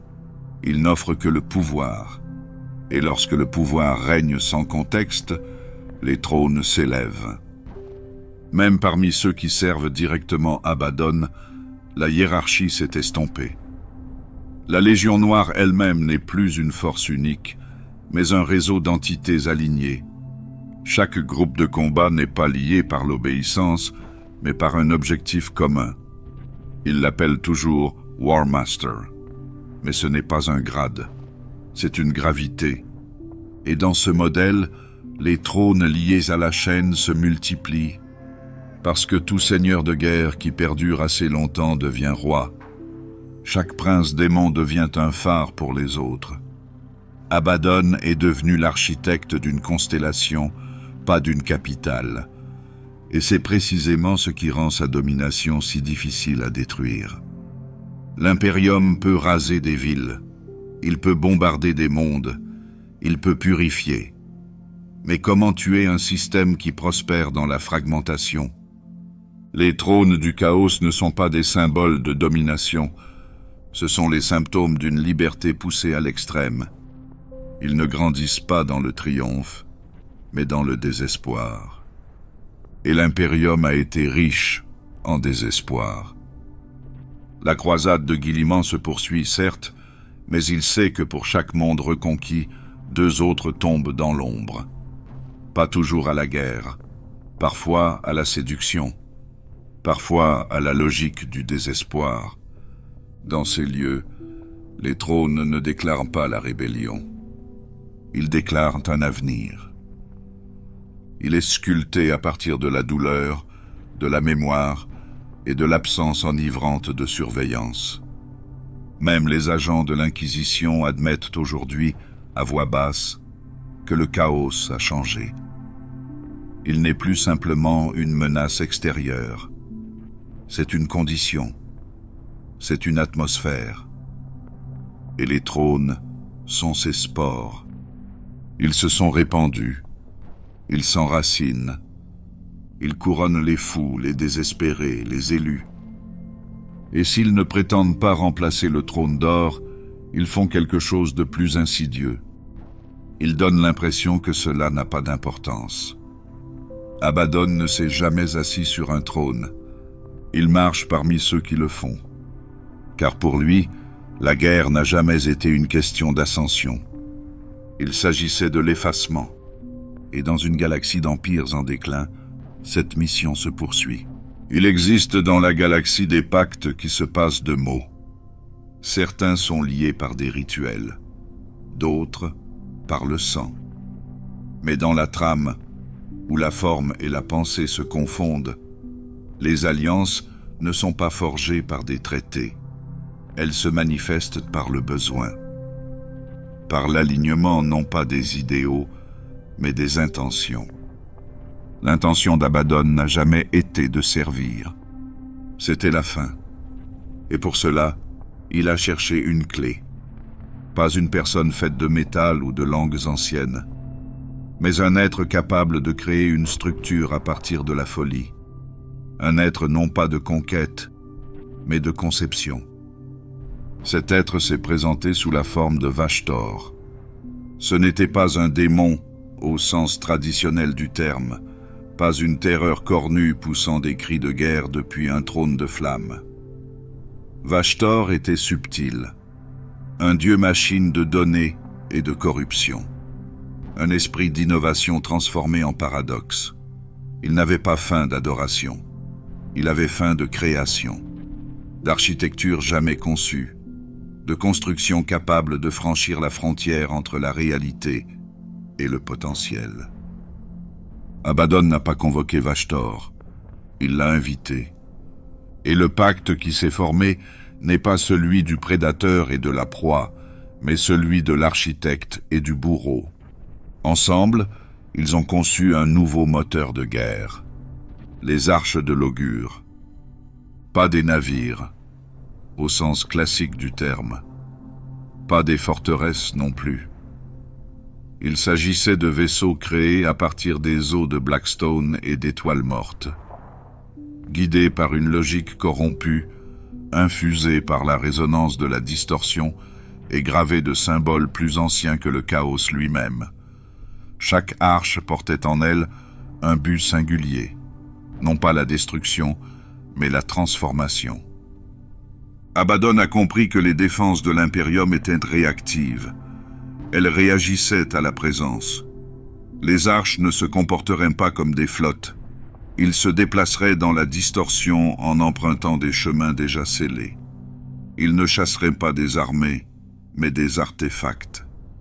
Ils suivraient une carte dessinée dans les secrets. La clé de l'avenir ne réside pas dans les armes, mais dans d'anciennes reliques connues sous le nom de clés de la couronne de Noctilith. Dispersées dans la galaxie, cachées dans les ruines Xénos, enfouies sous des mondes longtemps considérés comme sans intérêt, ces reliques ne promettaient pas la domination. Elles promettaient un accès. À quoi même Abaddon ne prétendait pas le savoir.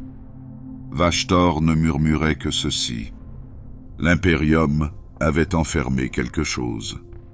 Une chose censée ne jamais être retrouvée. Et les arches le trouveront. L'un après l'autre, ils se sont lancés, équipés de groupes de guerre venus de tous les coins de l'œil, avec à leur tête des champions choisis non pas pour leur loyauté, mais pour leur fonction. Certains étaient des princes démons, d'autres étaient des mortels qui n'avaient plus rien à perdre. Chaque arche transportait un fragment du code de Vashtor et une directive d'Abaddon lui-même. Chercher, défaire, retourner. Là où ils ont frappé, la galaxie s'est pliée. Des planètes ont disparu. Les forges de Mechanicus se sont tues du jour au lendemain. Au sein même de l'Ordo Malleus, la panique s'installe. Il ne s'agissait pas de croisade. Il s'agissait d'extraction chirurgicale enveloppée dans une guerre totale. Les Arcs sont devenus des mythes avant le lancement de leur deuxième vague. Certains disaient qu'il s'agissait de vaisseaux fantômes qui dérivaient sans moteur, tuant des soleils sur leur passage. D'autres ont juré qu'ils étaient vivants, qu'ils respiraient la lumière de distorsion et qu'ils se nourrissaient des âmes de ceux qui les observaient. En réalité, ils étaient pires. Ils étaient coordonnés. Et à chaque relique récupérée, le projet de Vashtor s'affinait. Un treillis a commencé à se former sur la carte de la galaxie. Des points de convergence. Des endroits où le voile entre la distorsion et la matière avait déjà été percé et pourrait l'être à nouveau. Abaddon observa cela avec un silence mesuré. Il n'a pas besoin de comprendre tous les détails. Il lui suffit de comprendre sa forme, et cette forme était une lame. Il ne s'agit pas d'une arme qu'il brandirait, mais d'une arme qu'il plongerait au cœur de la galaxie. Car les arches n'étaient pas seulement des outils d'acquisition. Il s'agissait de déclaration. La longue guerre est entrée dans une nouvelle phase. Le chaos n'est plus le seul critère de définition. Désormais défini par l'intention, le démon couronné, Vashtor, n'avait pas de trône propre. Il existait dans le code, dans le signal, dans la colonne vertébrale de chaque arche. Il parlait rarement. Lorsqu'il le faisait, c'était par le biais de vox distorsion et de prières récursives prononcées à l'envers. Mais sa présence était absolue. Et Abaddon, pour la première fois, avait un égal à ses côtés. Pas un serviteur, pas un rival, un partenaire. Ensemble, ils ne briseront pas seulement les murs de l'Imperium. Ils en briseraient les fondements. C'est de cette ruine qu'émergera la carte finale. Dessinée non à l'encre, mais dans un cauchemar. Les arches ne se sont pas contentés de voyager. Ils ont convergé. À travers les deux moitiés déchirées de la galaxie, leur chemin s'enroulait vers l'intérieur, chacun traçant une ligne vers un axe central qui n'avait de nom sur aucune carte actuelle. Les étoiles elles-mêmes semblaient s'obscurcir à leur passage, non pas à cause de la dégradation physique, mais à cause de la gravité de l'intention. Il ne s'agissait pas de raids sans but. C'était le resserrement d'un filet, tissé par un dieu-machine et dessiné par la main d'un maître de guerre. Au centre de ce réseau se trouvait un lieu autrefois enfoui sous des couches de déni et de silence ancien. Le Nexus des cauchemars. Son véritable nom a été perdu. Même dans les archives de l'Ordo Malleus, le bestial et l'arcane se mêlaient dans de vagues références, coordonnées effacées, désignations planétaires rendues dans des dialectes incompatibles. Les archives ne parlaient que d'un espace qui ne devrait pas exister, où la distorsion et la réalité avaient fusionné d'une manière incompréhensible. Un endroit abandonné par la vieille nuit, craint par les anciens et oublié à dessein. Mais Vashtor s'est souvenu. Ou peut-être l'a-t-il découvert à nouveau. Quoi qu'il en soit, c'était le point final de la grande chasse des arches. Chaque relique, chaque éclat de noctilith provenait d'un monde à l'histoire sombre. Rites sacrificiels, cicatrices psychiques, voûtes cachées antérieures à la colonisation impériale. Tous ces éléments pointaient vers ceci. Un treillis de lieux qui n'auraient pas dû être reliés entre eux, mais qui vibraient dans une étrange harmonie. L'Imperium a réagi avec urgence, mais sans clarté. Aucun schéma clair n'émergea, aucune doctrine ne pouvait correspondre à l'ampleur de la situation. Des chapitres d'Astartes furent envoyés pour enquêter. Certains disparurent complètement. D'autres revinrent avec des données fragmentaires et des hommes trop affaiblis pour parler. Aux confins d'Ultramar, une force de frappe des Templiers d'Argent rencontra une arche. Ce qui s'ensuivit défia leur catéchisme. Leur capitaine inscrivit des versets dans la coque de son Thunderhawk avec son sang, affirmant que l'arche avait parlé avec la voix de son père. Pas la folie démoniaque, quelque chose de pire. Reconnaissance. Parce que c'était la conception de Vashtor. Un réseau non pas de puissance, mais de mémoire. Un dispositif sculpté à partir des détritus psychiques d'un millier de mondes, assemblés en une fréquence singulière. Le Nexus n'est pas seulement un lieu, il s'agissait d'un récepteur. Une fois l'opération terminée, la machine s'exprime. Abaddon savait que ce qu'il construisait n'était pas totalement compris, même par le démon qui l'avait conçu. Mais cela n'avait pas d'importance. Le Despoiler avait appris au cours de 13 croisades que la connaissance était une arme qu'il valait mieux manier par fragments. Une compréhension totale était une faiblesse. La foi était plus forte. Et Abaddon avait une foi absolue dans la ruine des choses. Le Nexus a pulsé une fois, brièvement, à l'arrivée de la dernière arche.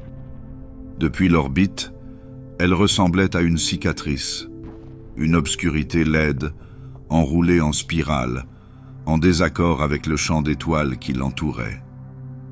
À la surface, des choses sans forme se déplaçaient. Les échos de batailles oubliées depuis longtemps se répétaient à l'envers sur son terrain. Certains affirmaient voir des versions d'eux-mêmes marchant dans ces plaines, d'autres refusaient de décrire ce qu'ils voyaient. Ce n'était pas une porte, c'était un miroir. Une image qui ne reflète pas le présent, mais le mensonge qui s'y est toujours caché. L'Imperium a passé 10 000 ans à prétendre que la galaxie était stable, que ses horreurs pouvaient être cartographiées, catégorisées, contrôlées, que même le chaos avait des modèles. Mais le Nexus a révélé la vérité. Il n'y avait pas de modèle. Seul l'alignement est possible. Et maintenant, tout était aligné. Le treillis de Vashtor se mit en place. La distorsion s'amplifia. Le voile s'amincit. À travers le segmentum obscurus, Des cris jaillirent de Psykers qui n'avaient jamais quitté leur vaisseau. Sur Mars, les Datalum pleuraient du sang depuis leur port. Les prêtres techniciens entendirent des liturgies dans des langues inconnues émergeant de machines depuis longtemps inactives. Le Nexus s'est réveillé, non pas par le son, mais par la compréhension. La galaxie ne s'est pas fracturée. Il s'est souvenu de ce qu'il était censé devenir. Dans l'ombre de cette révélation, l'Imperium a compris que les Arches n'étaient pas une campagne. Il s'agissait d'un mécanisme. Il est conçu pour ne pas conquérir, mais pour ouvrir. Ce qu'il ouvrirait précisément, personne ne le savait. Mais Vashtor sourit, comme seuls les dieux des machines peuvent le faire. Et Abaddon se prépare pour la phase suivante. La longue guerre n'est plus qu'un souvenir.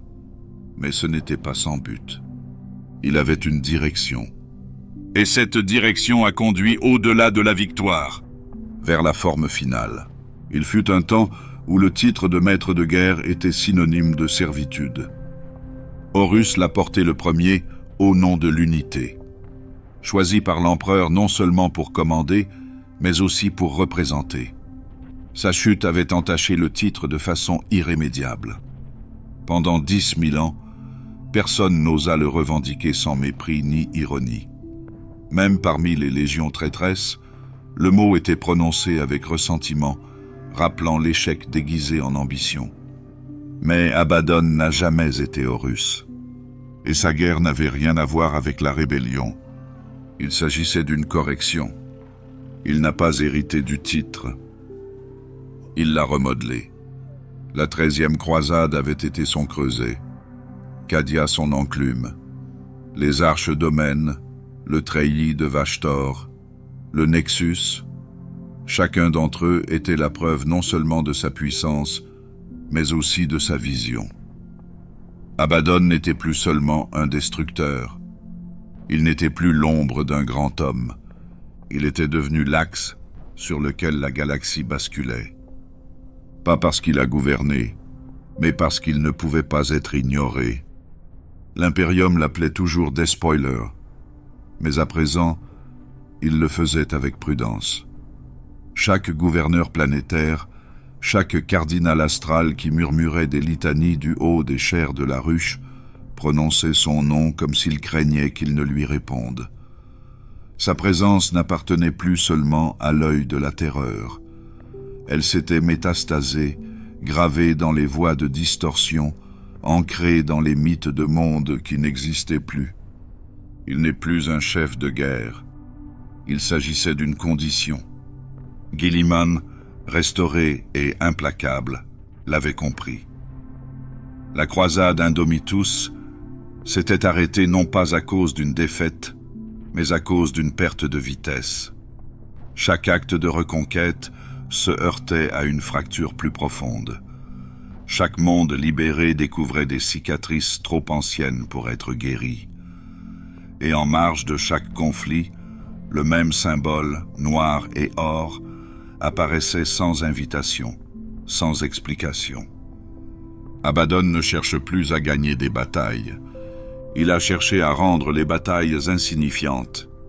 Sur le Segmentum Tempestus, les corsaires rouges ont ouvert des failles de distorsion au-dessus de chantiers navals que l'on croyait inaccessibles. Dans le sud galactique, les cultes des Wordbearers ont activé des cellules dormantes qui sommeillaient depuis le Scouring. Sur Mars, des transmissions cryptées ont révélé l'existence d'interférences démoniaques dans des archives de données qui n'auraient pas dû être accessibles. Personne n'a pu prouver l'implication d'Abaddon. Personne n'en avait besoin, parce que sa guerre avait évolué au-delà de la présence. Il n'est plus le général au front. Il était la pression derrière la ligne de faille. Même au sein de l'œil de la terreur, les autres légions du chaos, autrefois divisées et amères, le suivaient désormais avec une certaine constance. Pas la loyauté, mais une convergence. La Légion Noire était devenue plus qu'un hôte. Elle était le cadre dans lequel tous les autres hérétiques s'inscrivaient désormais, quelle que soit leur conviction. Car là où les dieux offraient des cadeaux, Abaddon offrait un but. Et dans un univers désarticulé par ses propres mensonges, le but était divin. Certains disent qu'il aurait dû devenir prince d'Ammon depuis longtemps, que les dieux lui ont offert l'apothéose 100 de fois et qu'ils l'ont refusé.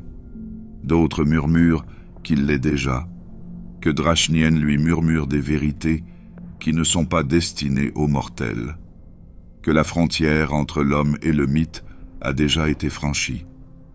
Mais Abaddon ne s'assied pas, il ne se couronne pas lui-même, parce que le trône, tel qu'il était, n'est pas pertinent. La puissance sans mouvement est une stase, et le War Master n'est rien d'autre qu'un élan. Des ruines de Cadia au bord de la faille, son influence s'étend comme une orbite. Même la résistance se courbe autour de lui. Il n'est pas la fin. Il est la pression qui rend les fins inévitables. Et dans le calcul froid de la guerre, l'inévitabilité est synonyme de victoire. Même les ennemis qui le détestent le plus parlent désormais avec prudence, non pas parce qu'ils ont peur de la mort, mais parce qu'ils ont peur du sens. Mourir devant un tyran est une chose, mourir pour rien, de la main de quelqu'un qui n'a même pas besoin de connaître votre nom, c'est être effacé. C'est l'arme d'Abaddon, pas la haine, mais l'indifférence s'est transformée en méthode. Ainsi, à travers les étoiles, son nom est prononcé d'une nouvelle manière, par des cultistes dans des tunnels oubliés, par des guerriers qui ont combattu aux côtés d'Horus et qui respirent encore à travers des tubes d'acier noirci, par les prêtres des machines qui jurent avoir vu son ombre passer à travers les écrans des cogitateurs pendant les cycles de maintenance. Pas War Master of Chaos, pas le Seigneur de l'œil. Juste War Master, parce qu'aucune autre guerre n'a d'importance aujourd'hui. La dernière phase approche. Pas dans la conquête, mais en silence. La longue guerre ne s'arrêtera pas, mais elle franchira un seuil. Et ce qui suivra ne sera pas une galaxie. Ce sera une tombe, au crépuscule des empires, lorsque les bannières pendent dans la poussière et que les hymnes perdent leur tonalité, une seule chose perdure. La longue guerre, ce n'est pas une campagne, pas vraiment. Elle est plus ancienne que n'importe quelle carte, plus profonde que n'importe quelle croyance. Elle a commencé lorsque Horus a tourné les yeux vers Terra, mais elle n'est pas morte avec lui. Elle ne s'est pas desséchée lorsque son cadavre a été brûlé, ni lorsque les légions traîtresses ont fui dans l'œil, ni lorsque l'Imperium a reconstruit ses murs et s'est murmuré à lui-même qu'il avait survécu. La longue guerre n'a jamais eu besoin de victoire. Il ne lui fallait que du temps. Abaddon l'avait compris dès le départ. Il ne cherchait pas à gagner à la manière des mortels. Il cherchait à changer les paramètres, redéfinir l'idée de ce que peut être une guerre, la rendre perpétuelle, non pas dans la futilité, mais dans la fonction. Une guerre qui survit à ses raisons, une guerre qui devient le rythme des étoiles. Aujourd'hui, à travers la galaxie, ce rythme est tout ce qui reste cohérent. Il n'y a pas de fin en vue. Pas pour l'Imperium qui saigne sur 1000 fronts. Pas pour le chaos qui ne se bat plus pour les trônes ou la fierté, mais pour l'élan. Pas pour Guilliman, qui marche sur les restes brisés du rêve de son père, avec une armure qui brille trop pour refléter la vérité. Le Cicatrix Maledictum fend toujours le ciel. L'Astronomicon clignote encore. Les arches de présage poursuivent leur sombre pèlerinage. Et à travers tout cela, Abaddon demeure. Personne ne sait où il se trouve aujourd'hui. L'esprit vengeur a été vu, mais ses mouvements sont incertains, parfois entraînant de la fumée à travers les brèches de distorsion, d'autres fois en se matérialisant au-dessus de mondes que personne ne se souvient d'avoir placés sur les cartes stellaires. Sa présence n'est plus mesurée par son arrivée, mais par ses conséquences. Là où l'ordre s'effondre, il est passé. Là où la rébellion se calcifie en doctrine, son ombre persiste. Il n'a pas besoin de s'annoncer. Parce qu'il n'est plus à la tête d'une armée, il est à la tête d'une condition. L'impérium a tenté de s'adapter. Il s'est replié sur lui-même, a durci ses rituels, a magnifié son martyre. Chaque monde sauvé devient un monument. Chaque monde perdu devient un avertissement. Mais l'échelle ne correspond plus à la menace. Parce que la guerre n'est plus entre les systèmes ou les idéologies. Il se situe entre la mémoire et l'érosion.